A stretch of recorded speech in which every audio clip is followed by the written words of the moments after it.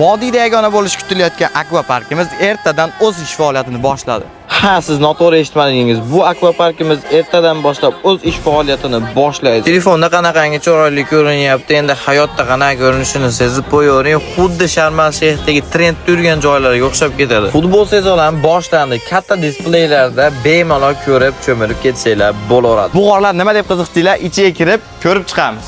Kirganinglarda shunaqangi dam oladigan zonalar qo'yib ko'rishinglar mumkin. Bu basseynimiz ayollar va erkaklar uchun alohida qilingan va so'nggi texnologiyalardan foydalangan holatda yangi filtrlar qo'yib chiqilgan. Bu ko'rib turgan tog'inglar kecha shunaqangi yonasi Sharmal Shayxga borib qolgandek bo'lasizlar. Hammanglar narxini bir bo'ldinglar. Erkaklarga 120 ming, ayollarga 100 ming, bolalarga 80 ming so'm. 3 yoshga to'lmaganlarga tekin ekan. Ayollar va bolalarga shunaqangi tramplinlar tayyorlab qo'yishgan. Akvaparkni mazali kelsangiz Telegram kanalimda deb o'tirmayman, shunday bog' shamol bog'ini pastda joylashgan.